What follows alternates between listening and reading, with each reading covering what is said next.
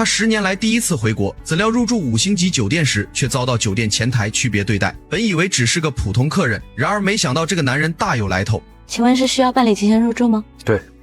那我建议您办理我们的会员。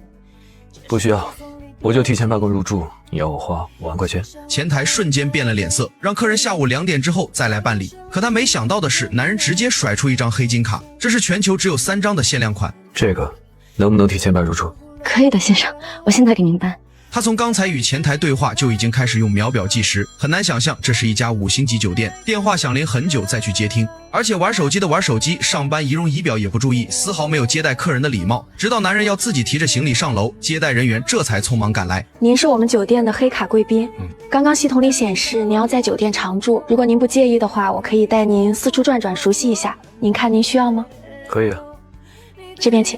这一路的参观却让季风眉头紧锁，前台像个没有感情的复读机，滔滔不绝背诵着宣传话术，吹嘘宴会厅的豪华和西餐厅的美味。可季风看到的却是服务员端着红酒漫不经心，走廊里弥漫着刺鼻的消毒水味。季先生，您对这次的参观满意吗？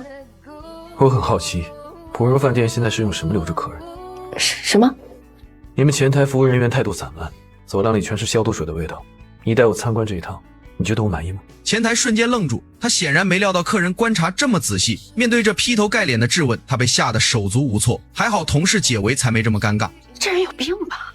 来了一个难搞的黑卡贵宾，姓季，大家留点神儿。季风回到房间，看着一切如10几年前一样，他的思绪不由回到了当年自己在这里的入职培训。这就是你们将来的服务标准，也是你们要坚持的服务态度。今天是你们上岗的第1天，我希望你们认真的听一下接下来我要说的话。曾经的普荣饭店就是靠着极致的细节留下客人的，可现在呢？季风深吸一口气，从行李箱中抽出一双纯白色的手套，开始了扫雷式查房。从窗台的缝隙到床底的死角，再到衣柜最上方的横杆，他的手指划过每一个可能藏污纳垢的地方，眼神如鹰隼般锐利。看着手套上沾染的灰尘，季风拨打了前台电话。对不起，先生，我来给您换一下外。是你？他看到季风的那一瞬间，脸上的职业假笑瞬间凝固。您上次帮着我前夫一起骗我的事儿，这么快就忘了？人只是来酒店给丈夫送衣服，却不料发现房间竟有了别的女人。不好意思啊，我找错了。她总觉得对方有些眼熟，应该是在哪里见过。徐蜜雨突然想起，在与丈夫10周年约会时，就是这个女人主动凑上前帮2人拍照。此时强烈的第六感告诉她，这件事绝不简单。蜜雨突然听到丈夫的名字，于是快步走了过去。果不其然，丈夫还傻傻不知发生了什么，浑然不知掉入了心机女的圈套。渣男明显有些慌乱，赶忙将鲁珍珍推回房间，可他压根没时间跟蜜雨解释，房门又被再次打开。你怕什么？吃瓜群众纷纷围观，现场情况堪比大型电视连续剧。在聂雨成追出去后，鲁珍珍脸上露出了得意的笑容。很快，2个女人在咖啡厅约见，这是她们第一次正面交锋。鲁珍珍故意背了个一样的限量版名牌包，开口就是满满的绿茶味。2人一见面就剑拔弩张，谁都丝毫不落下风。此时蜜雨率先发问，想知道眼前一样的包包哪里来的。蜜雨冷静且直击要害，告诉鲁珍珍自己太懂聂雨成了，在好名声和第三者之间，聂雨成绝对不会为了一个女人而背负渣男的恶名。面对蜜雨的灵魂拷问，鲁珍珍不仅没有悔改，反而露出了冷血的真面目。物竞天择，就这么简单。蜜雨微微一笑，告诫对方别太嚣张，如果有一天输得一无所有，希望能记住今天这些话。蜜雨回到家就开始盘问丈夫，不料渣男极力狡辩，声称限量版包包是公司送出的礼物，2人只是工作关系，并不是蜜雨所想的那样。那条红色内裤是谁？前不久蜜雨去找出差的丈夫，2人当晚在恩爱时，一条红色内裤出现在枕头下面。虽然她察觉到有问题，但当时酒店经理拦下此事，告知是服务人员没仔细打扫，赔偿后便草草了结。当今天蜜雨再次问出这件事，丈夫眼看瞒不住了，只好承认鲁珍珍确实来找过他。我没想到他挖了这么恶心的一个坑给我。聂雨成反咬一口，谎称全是鲁珍珍故意挖的坑，为的就是破坏他们的家庭。他紧紧抓着蜜雨的手，深情保证绝不会让任何人伤害她。我跟他总监说，把他给辞掉。虽然他下定决心，可当鲁珍珍再次找到他，渣男又再次心软了。他现在孕吐严重，满脸委屈地控诉自己也是个正常的女人。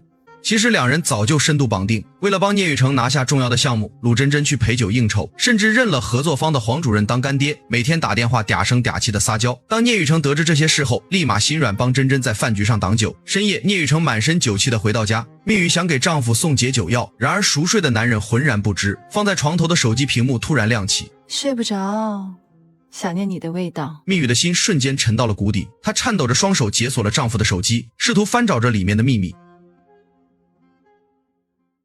女人在给喝醉的丈夫喂药时，忽然瞥见手机弹出一条未读短信，可奇怪的是，她看到发消息之人的那个头像，居然是昨天丈夫才当着自己的面亲手删掉的女销售。我不会让任何人伤害你。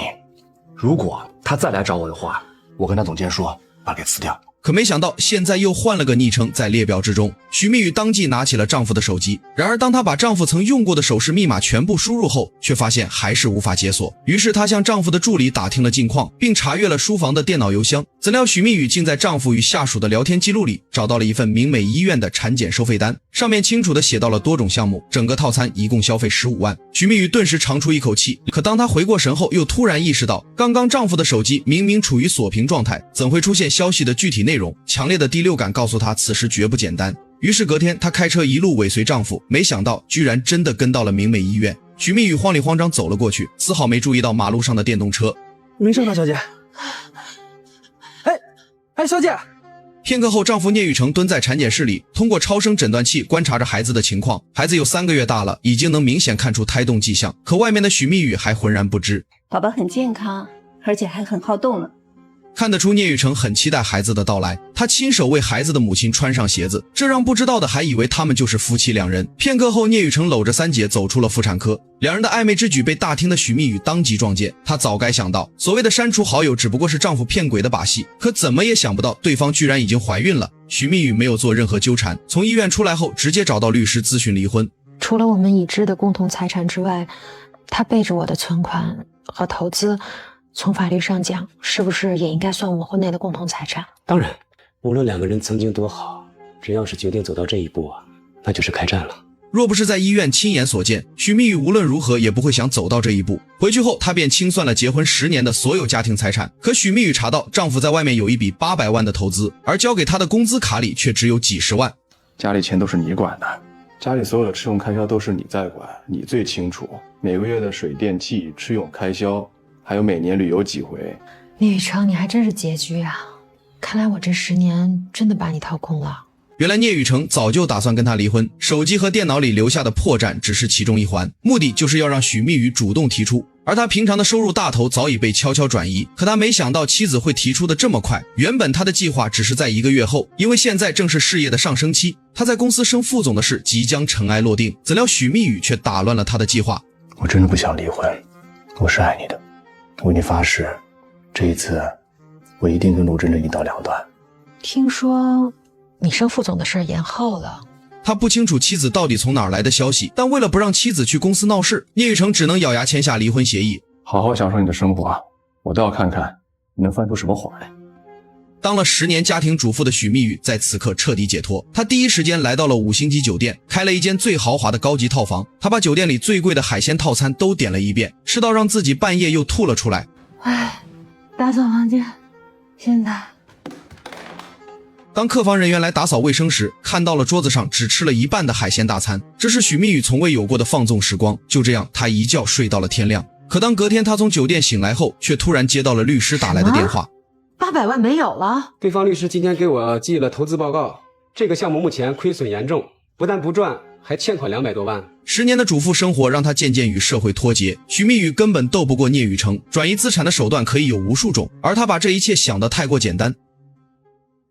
他在跟阔太太们喝下午茶时，得到了太太们的一致赞赏。别看她安安静静在家伺候老公，其实深藏不露，本事大着呢。这么厉害呀！可就在他上个厕所的功夫，又被太太们集体泼冷水。他还没有瓜散聂雨辰跟那个女款女人的事情吗？都传到我们那儿去了，人尽皆知的事儿，他怎么可能不知道？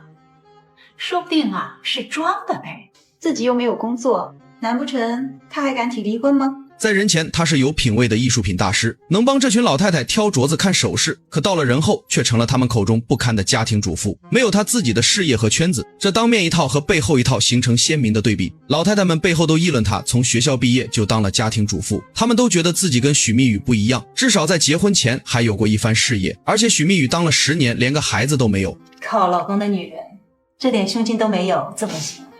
如今她丈夫在外面的事传得风风雨雨，而她却是最后一个知道的。上级许蜜雨得知三姐的存在后，当即跟丈夫聂雨成摊牌离婚。可她万万没想到，丈夫居然弄了个假的投资项目，在背后偷偷转移他们的夫妻共同财产。这个项目目前亏损严重，不但不赚，还欠款200多万。聂先生表示，他不打算跟你平分债务，由他自己来承担。聂雨成拿走了将近800万，只在他的工资卡里存了30多万，这30多万还要两人平分，算下来只给将近40岁的许蜜雨留了10几万。许蜜雨不甘心，他势必要查清这笔资金的流向，可眼下的当务之急还是先找份工作。他带着行李和仅有的存款，在郊区苦苦找寻了一间出租屋，1个月4000，而且押1付3。能不能再便宜点？那这样吧，你如果是能够一次性付我半年房费的话，我就按3500一个月给你。许蜜雨一次性付了半年的房租，到最后只剩了1000多当做生活费，这是他头一次这么窘迫。接着许蜜雨开始着手整理简历，上某某直聘逐一投递，可接连几天下来，他连去面试的机会都没有。对方 HR 看到年龄和工作经验后直接回拒，虽然许蜜雨早有心理准备，但残酷的现实还是给了他重重一击。直到2天后的一个下午，他终于接到了一家酒店的面试电话，虽然规模不大，但好歹有个起点。可当许蜜雨真的去面试时，才真正领教到了现在的职场门槛。你了解现在的酒店业务吗？我先生他，我这几年住过不少酒店。都住过什么酒店啊？那可多了，比如说日本的安曼，摩洛哥的悦榕庄。不切实际的阔谈让面试官有些乏味，他看许蜜雨还懂点行情，就随便先给他安排了个销售岗，底薪只有3500，按业绩分得5个点的销售提成。主管第一天就给他安排了个难搞的老客户，只要能拿下就有5000块的奖金。许蜜雨知道这是公司给的机会，于是当晚他便带着合同去了约定地点。麦先生，我是小马酒店的。半天了，走啊走啊！其实我这个人的钱是很好赚的，好了准备，我就签了。头一次谈客户的许蜜雨不知该怎么应付，难怪是个难搞的老客户。然而就在这时，许蜜雨的师妹却及时赶到，她当即把许蜜雨拉到了外面走廊。你什么情况啊，许蜜雨？你不在家待着，来这儿陪酒，你过家家呢？我离婚了。你说什么？她没想到闺蜜师姐居然落魄至此，曾经全系都夸嫁的最好之人，如今居然成了这个样子。当了10年家庭主妇的女人，才刚离婚开始工作，就遇上了难缠的客人。没眼看吗？还不整起来？哦，好。眼前的老头是个作家，只要写不出东西，就会像疯狗一样对着服务员无差别攻击。整个酒店的员工都对他避之不及，唯独许蜜雨不怕。我反而觉得这种人比较好相处，不然给差评。他每次像个透明人一样，小心翼翼捡起地上的每一张废纸，并且按照顺序排列。可他并没有因为这些细心操作，从而赢得男人的好感。找了，冇嚟煩我。同事们都笑蜜雨傻，可他们都不知道的是，这个看似懦弱的女人有着常人难以企及的隐忍。毕竟以前是富家太太，照顾丈夫10年，什么都能做。许蜜雨被叫到客房打扫卫生，她看到房间里台灯有些问题，于是想帮忙上前查看。不要打断我的吸入。可就当她准备离去时，却被客人叫住。本以为又是一顿劈头盖脸的责骂，可没想到男人心情大好。你看这部分怎么样？男人兴奋地指着电脑屏幕，让蜜雨看他新写的文稿。他把男人夸得心花怒放，这一来一回，两人有了共同话题。然而理想很丰满，现实很骨感。很快许蜜雨就被啪啪打脸。男人来前台退房，正春风得意时接到电话。你搞咩啊？我给你们写了大半个月了，你一句话就不做了，退钱，发你个春秋大梦了。像一个木头站在那干什么？看我笑话吗？对不起先生。他抄起眼前的调查表，果断全部打上差评，将酒店从上到下骂了个狗血淋头。这个突如其来的差评像一颗炸弹，在员工之间炸开了锅。领班看着刺眼的差评，转头就把锅甩给了蜜雨，不然店里的同事再有差评就要被开除了。你别紧张，我给你透个底儿，就算你得3个差评，酒店也不会开了你，顶多就是扣奖金。扣多少？肯定全扣啊，他还能跟你手软了。如果你再有差评，我也找人帮你给消掉，相互帮个忙。他拖着疲惫的身躯回到出租屋，却发现门锁突然被人换了。侬跟个新屋啊，小偷了到底是啥关系啊？他是我房东啊！狗屁房东，我才是你真正的房东。他还欠了我2个月租金没来。不可能啊！我昨天刚付了他半年的房租。当蜜雨得知眼前之人是房东时，他这才意识到自己被骗了。许蜜雨慌乱地拿出手机，短短1天之内，他的世界彻底崩塌了。你这个月的5000元分期贷款马上逾期了，再不到账，我们就要采取非常手段了。我知道了，我会想办法的。当警察上门也得不到解决，他只能推着破旧的行李箱独自游荡在街头。走投无路之下，蜜语拨通了母亲的电话。就是咱们那个民宿的那个贷款，这个月还有5000块钱，你让爸找时间给我转一下好吧？蜜语啊，你是不是出什么事儿了？怎么问你爸要钱呢？这些贷款是借给继父开民宿的，然而母亲却觉得理所应当。你怎么这么拎不清啊？老许他不是你的亲爹，有些话他拉不下脸来说。母亲冷酷撕碎了他的幻想，甚至得知女儿跟女婿吵架后，责怪女儿不为家庭着想。在母亲眼里，蜜语从小性格软，就活该去依附一个男人。此时蜜语死死地咬着嘴唇，眼泪在眼眶里打转。挂断电话的那一刻，他的心彻底死了。许蜜语的眼神在这一刻发生了蜕变，既然没有人能成为他的救世主，那他就自己做自己的王。他在捡垃圾时忽然发现客人的椅子上居然有根凸起的钉子，他顺手捏住客人的裙角，将其挂在椅子腿凸起的钉子上，然后等待着看一出乐子。怎料这一幕却碰巧被客人的合作伙伴看到。合作伙伴并没有多言，他眼睁睁看着许蜜语动了手脚，于是就在客人起身时，妈，你干嘛？对不起妈，我不是故意的。鲁珍珍把汤洒了她婆婆一身，而婆婆却敢怒不敢言，因为眼前这个端盘子的服务员正是她的前儿媳许蜜语。上集许蜜语跟前夫离婚后，租房又遇到二房东被骗了几万块，无奈之下便加急了找工作的速度。可她10年的主妇生活根本写不上任何工作经验。许蜜语曾帮前夫的旅行社做过资料，对酒店管理颇有了解，但最终却还是被硬性要求拒之门外。于是酒店的 HR 给她指了条门路。如果你真的着急找一份工作，又想做酒店这一行，也不是进不来，从底层做起，看起来是绕了弯路，但其实是一步一个脚印。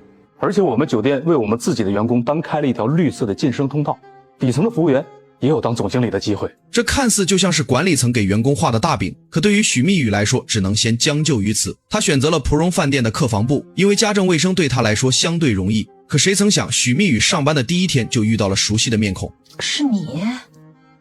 两人四目相对，许蜜语做梦都不会忘记，此人就是思威酒店的总经理季风。半个月前，她跟前夫出国旅游时，就是此人帮前夫隐瞒了真相。因为她前夫的旅行社正要跟思威酒店合作开发一条旅游路线，没想到两人居然又在这里再次见面。托您的福，我现在已经不是聂太太。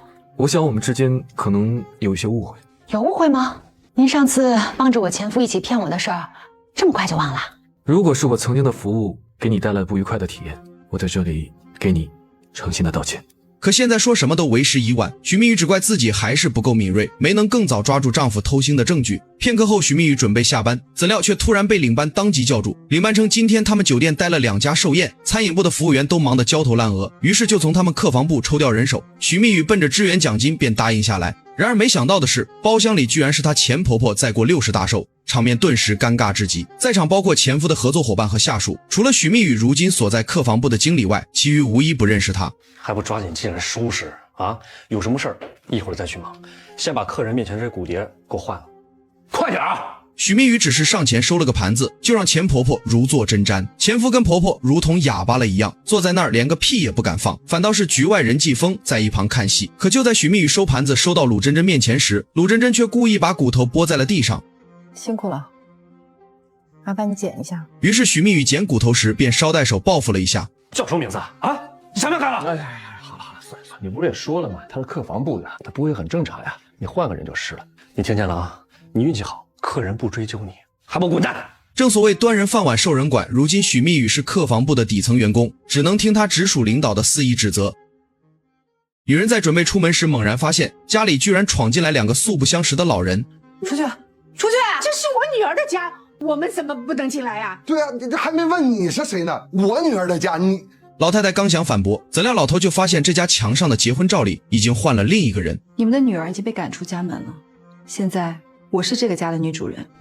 他当即给2位老人看了看结婚证，上面登记的清清楚楚，鲁珍珍就是这家的女主人。老头这才意识到，原来自己的女儿已经跟女婿离婚。他向鲁珍珍打听了女儿的去处，可鲁珍珍却微微一笑，似乎很乐意带他们去找女儿。片刻后，鲁珍珍开车把他们送到了酒店。老两口还以为女儿许蜜语离婚后一直就住在这家高档酒店，然而打听后才知道，女儿居然在这里的客房部做保洁。你在这里干什么？我本来是想忙完这一阵再跟你们说的。说什么说啊？人墙上都挂着结婚的照片呢。你妈我就是薅那个狐狸精的头发，那警察都不帮我。养母当即就要拉着她去讨回公道，可现在说什么都为时已晚。鲁真真和前夫目前是合法夫妻，就连民警都没有理由帮他们说话。聂雨成除了有些名誉损失外，相当于把许蜜雨骗得净身出户。他把养父母带到酒店餐厅，说了来龙去脉，怎料养父却直接不买账。因为3年前女儿还没有离婚时，聂雨成拿钱帮他们贷款在郊区开了间民宿，可民宿却一直入不敷出，所以老头还指望女儿给他还下月的贷款。于是他气冲冲去找聂雨成讨要说法。老头虽然动机不纯，但起码这趟能为许蜜雨讨个公道，也不枉费女儿10年的青春。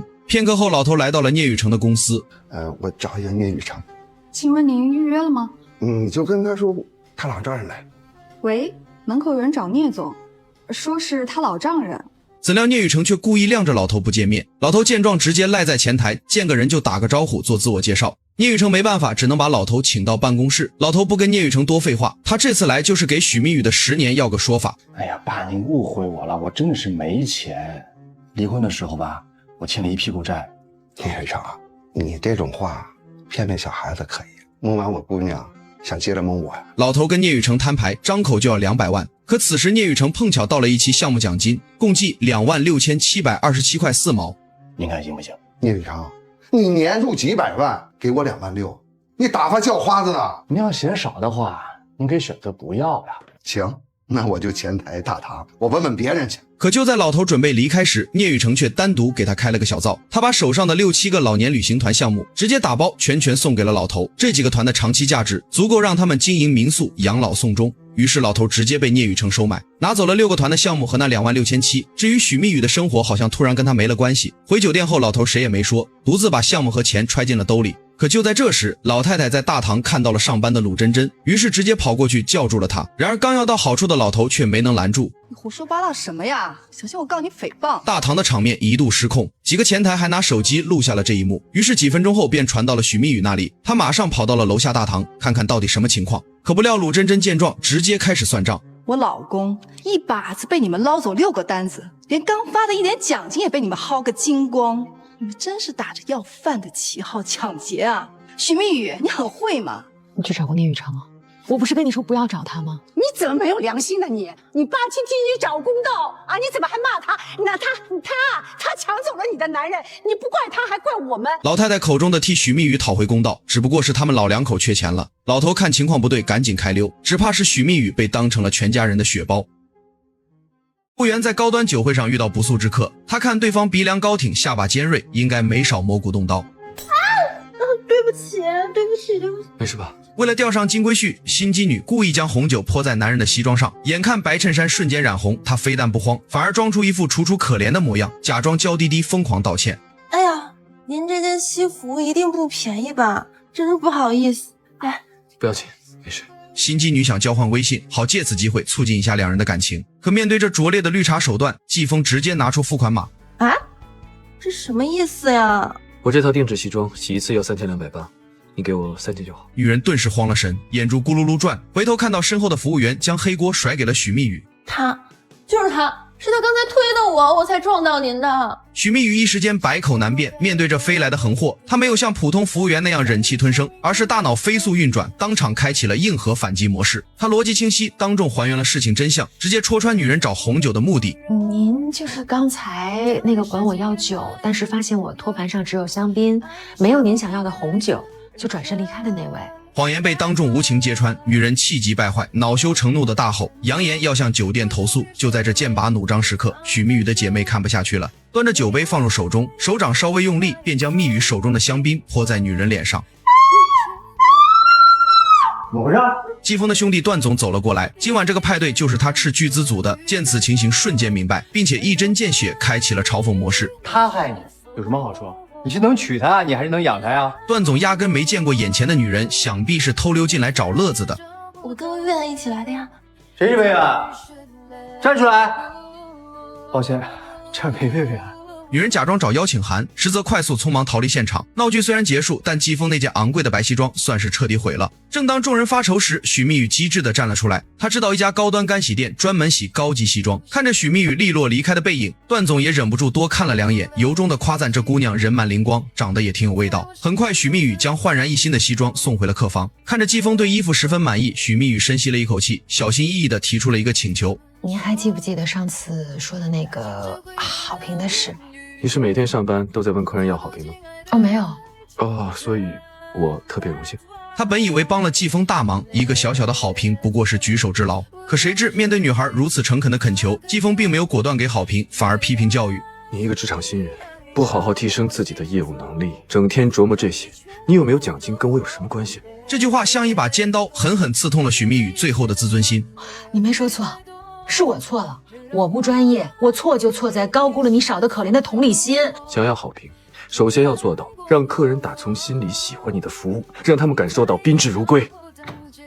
就在许蜜雨反思时，一个猥琐的老男人走了过来，他谎称听到了声音，担心蜜雨遇到麻烦就过来了。可就在离开之后，猥琐男立马发来了短信：其实你需要好评的话可以找我，我很满意你今天身上的味道很舒服，是香水吗？许蜜雨要告知对方以后不要再发这类短信了，可他想想后又删除了。面对这赤裸裸的职场性骚扰，势单力薄的许蜜雨该如何在这吃人的职场中杀出一条血路？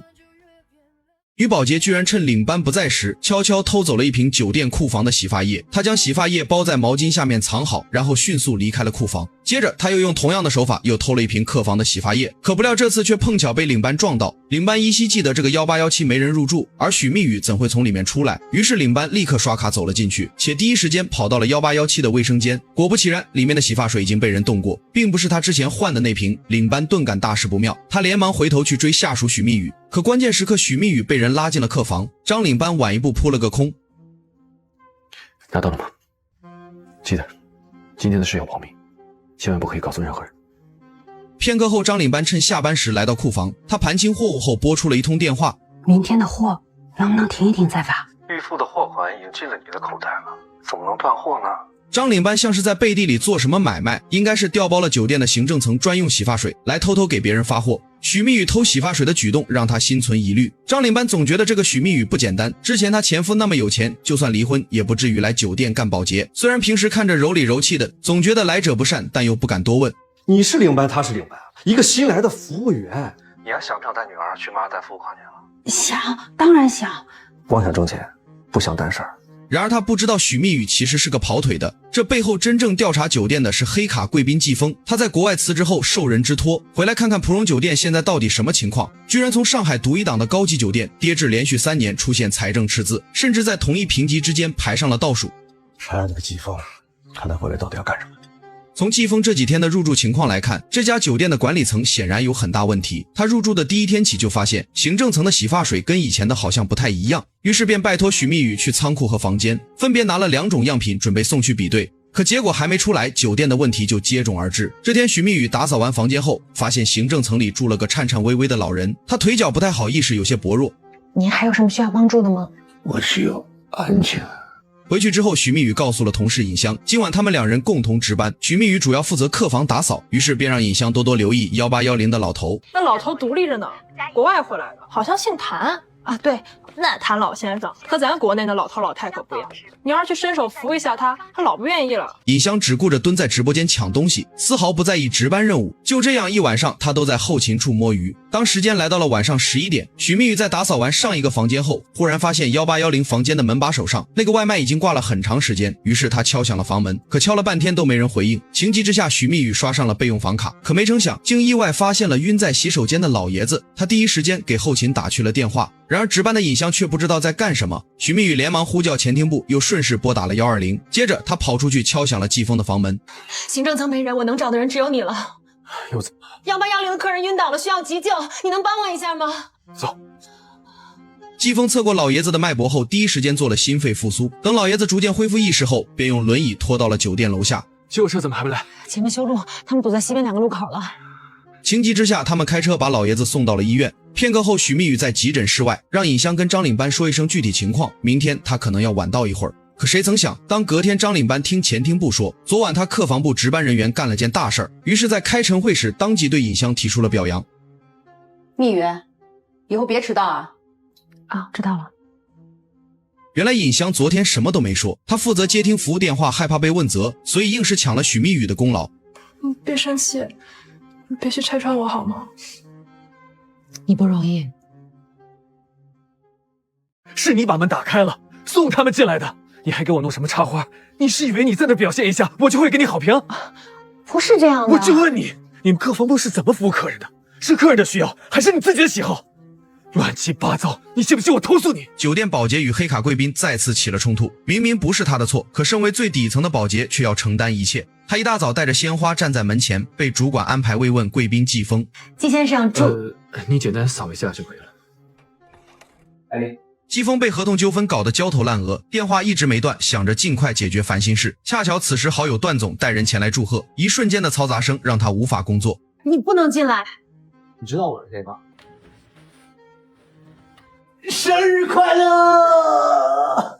季风让许蜜雨照顾一下，自己则关上房门，再次打开会议电话。他刚拿出行李箱中的合同，准备对准拍照时，一群人直接闯了进来。这让季风有些恍惚，可他还没来得及反应，许蜜雨端着蛋糕缓缓走来，段总一激动，直接没站稳，白酒蜡烛瞬间将地上的合同点燃。季风脱掉身上的衣服，赶忙将合同扑灭，可此时已经被烧得只剩边角了。这可是一份价值1000万的合同，因此季风大发雷霆，他赶走了所有来庆生的人，并且将火气撒在了许蜜雨身上。我说了不过生日，你还把一帮人带到我的房间折腾。这些人不是我带进来的。那谁带进来的？破门而入吗？他指责许蜜雨侵犯隐私，扬言要投诉他。面对这无理的指责，许蜜雨多日的委屈终于爆发。你口口声声说你是为客人服务，为客人着想，嘴里面说的都是冠冕堂皇的言辞，但你做的事情却是那么的虚伪，那么的敷衍。如果不是季风为了所谓的 KPI 帮着许蜜雨前夫掩盖偷吃真相，他又怎么会沦落到今天这个地步？这个完美的谎言让许蜜雨像个傻子一样，继续活在婚姻固若金汤的幻觉里，直到现实将他击碎，背负上巨额债务。要不是你自己软弱无能，贪图那些荣华富贵，一味的讨好你的前夫，他怎么可能会对你有恃无恐，在你眼皮子底下胡作非为？你要找帮凶是吧？我告诉你，许蜜雨，你前夫最大的帮凶就是你自己。两人争吵没有结果，季风直接拨通电话进行投诉。许蜜雨无话可说，扔下吸尘器果断离去。深夜的街头寒风刺骨，许蜜雨被2个催债的混混堵在路上。不是，我最近奖金被扣了，我真的没有钱，你们再给我还2天行吗？不如这样吧，我们知道一个地方，能轻轻松松的一晚上就把钱给挣了，怎么样？就在这时，一个高大的身影挡在了他的面前。季风替他还清了债务，并且报警威胁赶走了混混。看着手机里还款成功的短信，许蜜雨苦涩地笑了。人生真的很讽刺，你爱的人、信任的人，一个接一个的背叛你、离开你，一次次救你于水火的，却总是那个最不该和你有交集的人。隔天，许蜜雨再次来到季风的房间，昏黄的灯光下，两人相对无言，却又似乎和解了什么。许蜜雨留下一张手写的借条，哪怕一无所有，她也不想再欠这个男人半分人情。男人在调查5星级酒店时，竟意外发现了餐厅后厨的秘密。他看到后厨工作人员搬出来一个泡沫箱，偷偷交给了一名贼眉鼠眼的男子，而里面装的竟是一只帝王蟹。接着那名男子快速用手机扫了下付款码，在支付600块后离开了这里。这一系列操作都被季风录了下来。他仔细翻看了刚刚的照片，确定这个酒店存在很大问题。可就在这时，吓我一跳。此人是季风在国外进修时的师哥谭继洲，目前在酒店做财务总监。他告诉季风，酒店内部一直存在腐败问题，而他刚刚看到的只是冰山一角。微服私访，对不对？我又不是达官贵人，你就跟我说吧，来普荣是不是来接班上任？是。哎呀，如今的普荣饭店从管理层到采购，上上下下无一不在中饱私囊，有的偷偷倒卖公司的高档洗发水，有的吃供应商的大额回扣。这条产业链已经持续了很长时间，现在的普荣基本就是一滩烂泥。师哥劝季风不要现在接手，因为这里面的水实在太深。可普荣饭店却是季风梦开始的地方，当年他在这里从保洁一路干到客房部经理，而且这次辞职回来受人之托，所以便拉拢师哥彻查此事。季风，下个月我就要离职了，师哥10年苟且度日，无所作为，没有资格给你指路。但我想提醒你一句，普荣这个地方水深浪急，珍重。季风没办法，只能一人调查清楚。片刻后，他回到房间时，上一集的洗发水鉴定结果有了进展。检测结果出来了，其中有一瓶确实是贴牌的假货，地下批发市场多的是这种货。他立刻查阅了第三方网购平台，果然发现上面挂的贴牌假货还真不少，看来是有人调换了客房的洗发水进行倒卖。而与此同时，许蜜雨也在某宝平台上发现他们酒店的洗发水有人低价售卖，他通过聊天加上了对方的私信，经过反复确认后，确定就是他们酒店流出的洗发水。许蜜雨想起自从他帮季风偷了样品后，领班就反复针对他。他们酒店规定客房的服务员只要领到3个差评就要下离职通知，可许蜜雨的第1个差评是帮人顶替的，当时领班还保证过，你别紧张，我给你透个底儿，就算你得3个差评，酒店也不会开了你的。如果你再有差评，我也找人帮你给消掉。可如今张领班却出尔反尔，显然这里边有什么猫腻。于是隔天他经过深思熟虑后，还是打算拿着证据找经理打报告。怎料刚到门口就被季风拦住。你要干嘛？你在干嘛？我找我领导，你在干嘛？我阻止你犯傻。我知道你发现了什么。许蜜雨根本不懂这里边的弯弯绕绕，这么大的事，张领班上边肯定有人。他这么做不仅变相打草惊蛇，甚至还可能拿不到这个月的工资，所以季风让他不要轻举妄动。可谁曾想，片刻后领班却直接给许蜜雨下了离职通知。这3个差评是怎么来的？你都知道。现在情况不一样了，各行各业都这么卷，我们酒店对员工的要求也不得不提高。我只是提前通知一下你，让你有个心理准备。许蜜雨气不过，于是直接找到公司的总经理魏思源。魏总冠冕堂皇称一定彻查此事，要给用心工作的员工一个交代。怎料当许蜜雨回客房部后，张领班直接让他回宿舍收拾东西。申大已经看清楚了，上面有总监的亲笔签名和人事部的公章，别再折腾。他没想到背后最大的受益者其实是魏总，许蜜雨这一下算是触到了眉头。可就在几个小时后，办公室的魏总却突然接到了姑妈的电话。魏思源，你不好好查清楚贪污腐败的事儿，就解决提出问题的人，你就是这么管理普荣饭店的吗？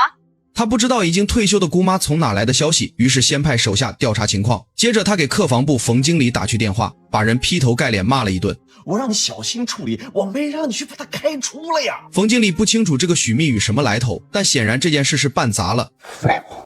女保洁只是闻了下酒店的洗发液，竟意外发现了一个天大的秘密。她发现这2瓶洗发液的外包装一模一样，但里面的味道却有些差别。这其中1瓶是客房卫生间的，另1瓶则来自他们酒店库房的存货。显然是有人在其中做了调换。他用手机进行识图扫描，果然在网上找到了一模一样的低价产品。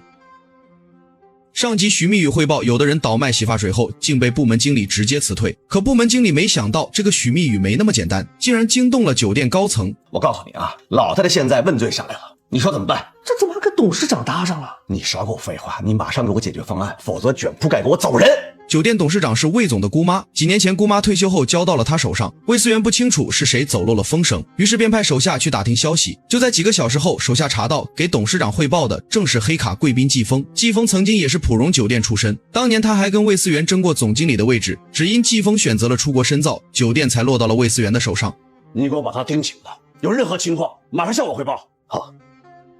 当晚客房部冯经理便召集了宿舍员工开会，等人到齐后，他当众宣布许蜜雨复职并升为客房部领班，而原领班张彩璐被直接辞退。这整件事必须要有人承担责任，如今有人替许蜜雨打招呼，因此最后只能落到张彩璐的头上。起初张彩璐不服气，但倒卖假货毕竟出自他手，虽然是在帮冯经理做事，可从始至终他也捞到了不少油水，于是只能含泪带着孩子去马尔代夫度假。可谁曾想，当许蜜雨只是升了个领班后，一些老员工却有了意见。有本事你跟大家交个底，你是怎么当上领班的？我听到这个消息我也很意外，还装？从金黑卡给你消差评的时候我就看出来了，你背景挺厚啊，你有这么硬的靠山，你来跟我们争什么领班啊？你应该去叫板董事会，直接给你个总监当，岂不是更爽？同级的罗清平比他早来3年，只盼着张彩璐上去后能混个领班，然而却被厚道的许蜜雨截胡。他吐槽许蜜雨已经触碰到了3个差评的红线，而自己没一个差评却得不到机会。于是在隔天开晨会时，罗清平便连同其他员工给许蜜雨甩脸子。突如其来的领班机会让许蜜雨也没有准备，他一向性格柔弱，处处谦让，还没有得到历练，根本不适合做领班，因此他在调配员工时处处碰壁，很多基本工作还要亲力亲为。柯文雪，A 段走廊是你负责吗？不是我的，我跟别人换了。你跟谁换了？哎，我也忘了。你们怎么不按排班表来呢？这样自己换来换去的多容易乱啊！又不是因为我才乱的，罗清平一请假，大家倒班都捣乱了。行了，我知道了。这恰恰反映了酒店管理层的问题。当他们要开除许蜜雨时，只是接到了董事长的一通电话，就马上认定许蜜雨的背景不一般，优秀员工没有晋升机会，而只要疑似沾亲带故的却处处得到。把一个刚来1个月便拿满3个差评的服务员一夜之间升成领班，难道普荣现在的晋升制度就是这么乱来的吗？也真是少见多怪，这算什么呀？在普荣饭店那就是小菜一碟。季风依稀记得10年前的普荣饭店还不是这个样子，难怪连续几年评级一降再降，只能说酒店还是养的闲人太多。男人将酒店毛巾浸泡在水中，紧接着揉搓几下后迅速放到鼻尖，果不其然，刺鼻的化学味扑面而来，竟连水都瞬间变了颜色。他赶忙掏出手机拨通了检测中心的电话。你好，是新康检测中心吗？是的，请问你有什么需要？我这里有一些毛巾啊、床单，想给你们做一下洗涤剂的残留测试。这些送去检测的布草早已被别有用心之人记录拍摄，很快触目惊心的检测报告发到了季风的手机上。看着上面多项标准不合格，他拿着报告疾步来到前台。这么说来，我们酒店的浴巾真的有问题，所以客人才会过敏。我去找冯总。蜜月姐，你快看。网上舆论已经彻底炸开了锅，一名客人在酒店使用毛巾后严重过敏，脖子肿得像个血萝卜，视频登上了各大媒体的头条，一时间普荣饭店成了人人喊打的过街老鼠。然而引发这场灾难的罪魁祸首竟是酒店客房部的冯总监，他把合作的洗衣厂全换成了自己的利益链，贪污腐败已有多年。季风暗中潜入洗衣房，这才从大姐口中得知一切。哎呀，你看这布草几年都不换新的，全靠漂白剂在漂啊。做孽啊，我想到这些浑身都痒痒。你说多贪呐，拿客人当傻瓜呢。冯总监之所以这么嚣张，全靠他背后的主子魏思远，此人正是董事长的亲侄子。他们做了错事，非但不反思，竟然要把视频里女领班推出去当替罪羊，把媒体的火力全部都引到许蜜雨身上。毕竟出镜的人是他，话也是从他嘴里说出来的。只要你们把这事情处理得好，他那儿不会说什么的。然而魏思远万万没想到，他那个董事长姑妈竟然私下约季风来家中见面。他深知要救酒店，不仅要刮骨疗毒，更要壮士断腕，并且赋予季风无上的权利。董事长言重了，现在能在关键时刻助普荣饭店一臂之力，那是学生的荣幸。你现在的成就和能力，证明我当初没有看错你。老太太给魏思远打去电话，告知他季风暗中任职的消息。魏思远的怒火瞬间涌上心头，10年前就是季风，他丧失了出国的机会。你明明已经答应过我的，你说过会把推荐信给我的，为什么初二反而给了别人？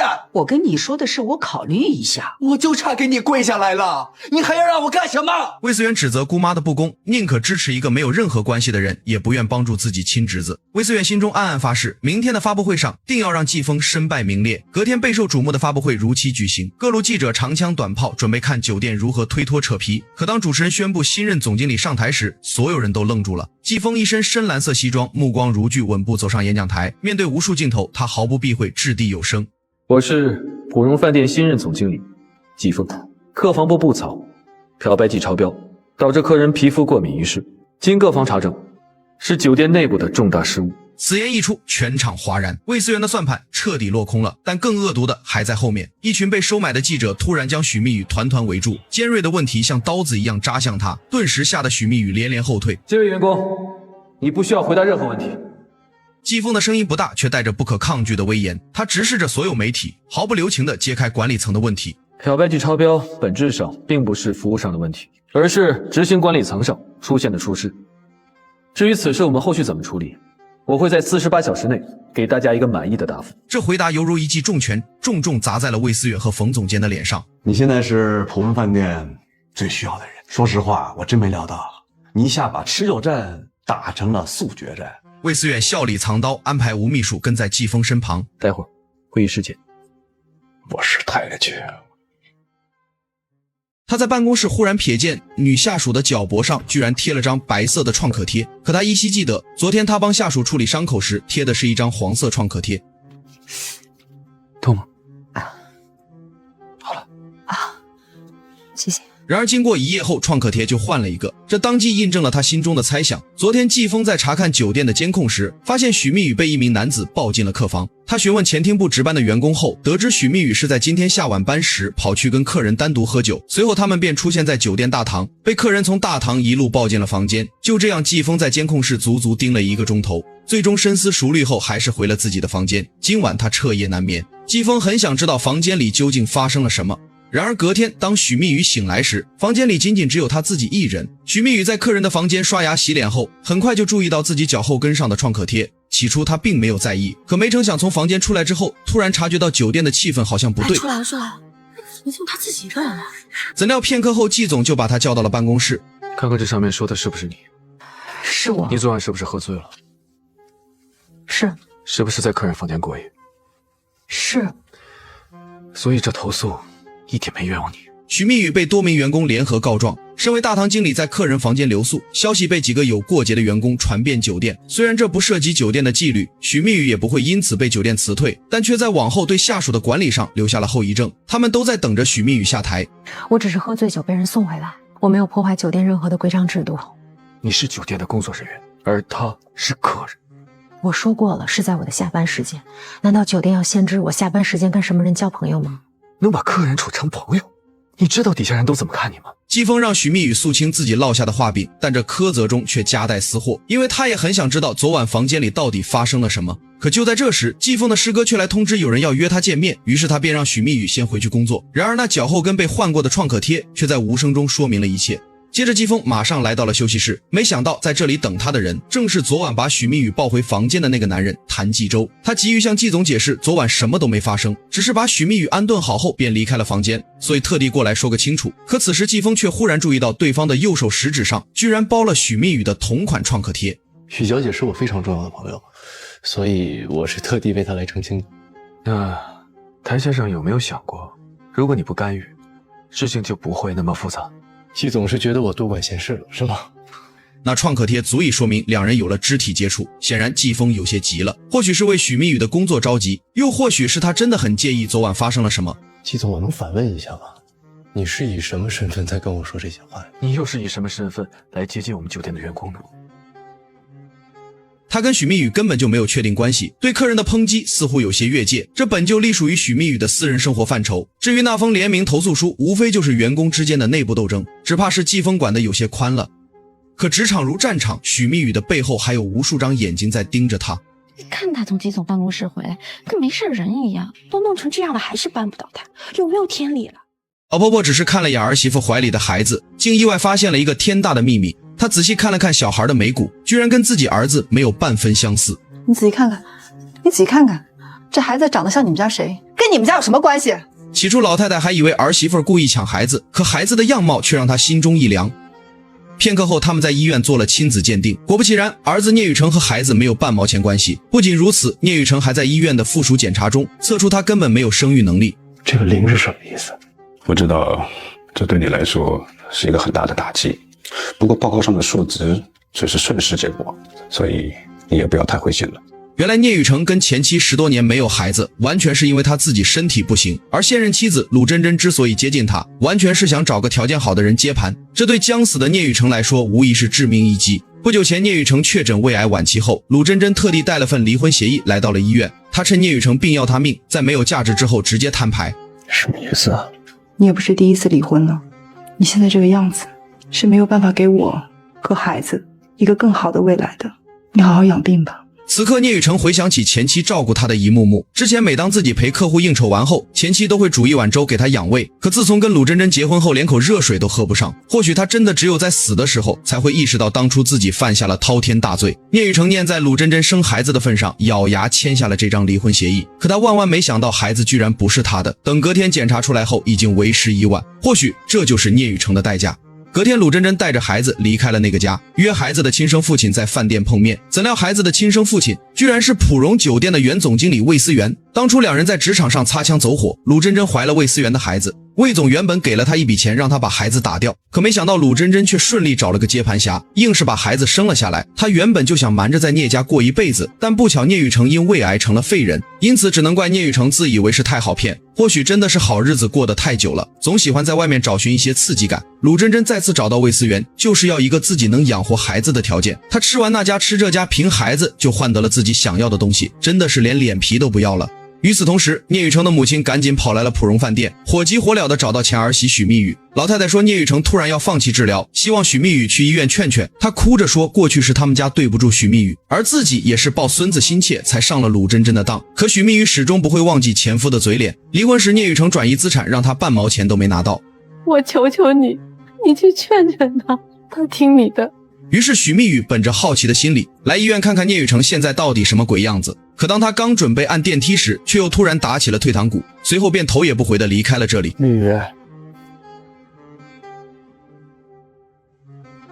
此时聂雨成已经憔悴得不成人样，再也没有昔日的那般自以为是。许密雨仅仅只是上前为他盖了下毯子，随后便头也不回地离开了这里。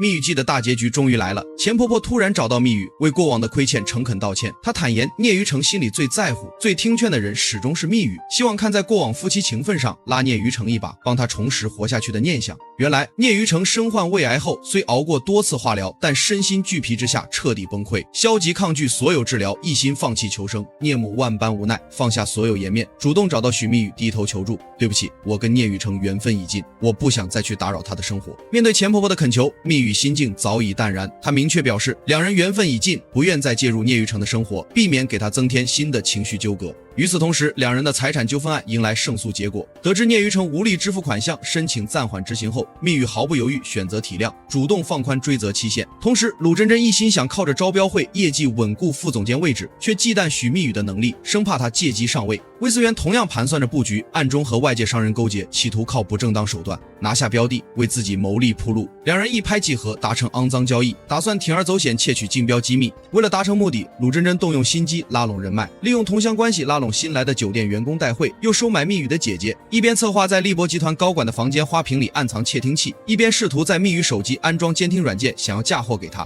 果然，很快就有人举报查出了窃听器，矛头瞬间直指负责送花瓶的密宇，手机还能和窃听器配对，他立马就被停职调查。危急关头，纪峰始终相信密宇的为人，不愿看着他被无辜陷害。为了争取调查时间护住密宇，纪峰不惜擅自删掉关键监控录像，也因此触犯董事会规则，被当众开除。谭启洲也被密宇的善良和坚韧打动，不忍看他深陷职场风波，主动向他告白，希望能带他离开上海，去往香港，为他遮风挡雨，却对密宇温柔婉拒。我不希望你为了生活再面对职场这些明枪暗箭了，我希望我能保护你，我们在一起吧，给我个机会。好吧，谢谢你，但是对不起，我不能和你走。离开管理层的纪峰没有放弃，和密宇联手私下追查线索，他们一步步挖出鲁真真幕后指使的证据。与此同时，魏思源和鲁真真因利益分配互相猜忌产生内讧，录音成为关键实锤。随着证据逐一浮出水面，鲁真真终于承认所有阴谋都是自己策划，为了买房，为了给孩子铺垫，未来甘愿被魏思源利用，犯下违法措施。而魏思源私下勾结商人，密谋窃取标的，婚内出轨的真相也彻底曝光。最终，调查组掌握完整证据，魏思源、鲁真真的违法行为被坐实，双双接受法律制裁，纪峰重新回归执掌大局，而密宇也褪去软弱，变得更加独立通透，也看清了感情的真谛。